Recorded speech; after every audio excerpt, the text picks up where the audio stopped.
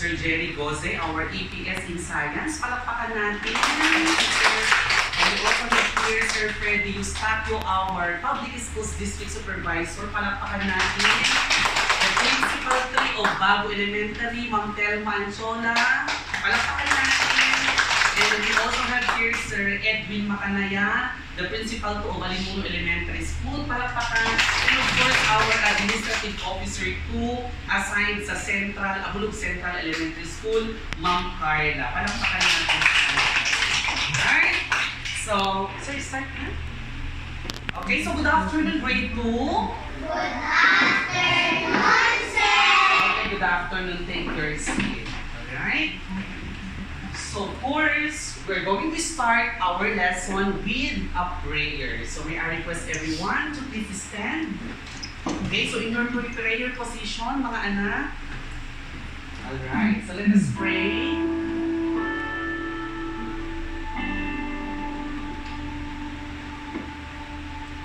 Let us pray. Dear Heavenly Father, thank you for this wonderful day. We thank you for the gift of life and all the blessings.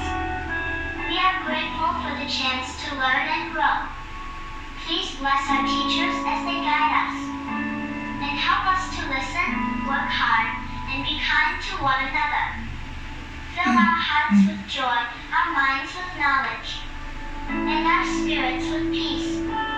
May we use what we learn to make the world a better place. These all we pray in Jesus' name. Amen. Amen. Okay, so take your seat, grade 2. Alright. May energizer pa tayo mga anak para hindi kayo antukin sa mathematics subject natin. Right? Alam niyo ba yung palarong pambansa na nasayaw? Okay, so tayo mga anak. O, dyan ka na dito. Yung iba dito, okay? Para hindi kayo antukin, ha? Okay? Let's have our energizer. Let's start.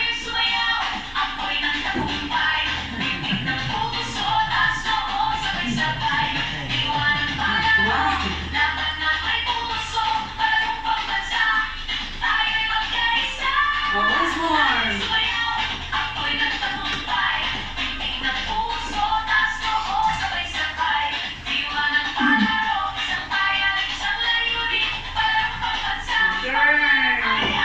Once more. Meron pa.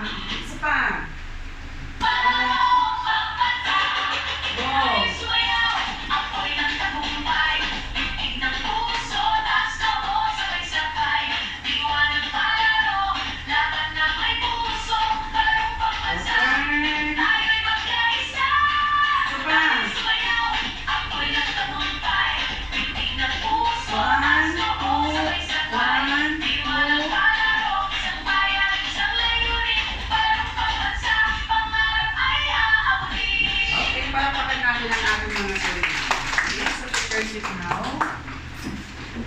So my dear grade 2, welcome to the next episode of our teaching and learning process in Mathematics 2.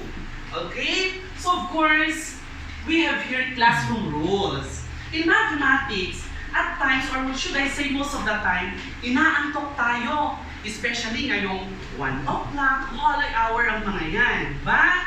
So ngayon, sa classroom rules natin, always remember the word enjoy. Everybody say it? Enjoy. Enjoy. Alright. For our class,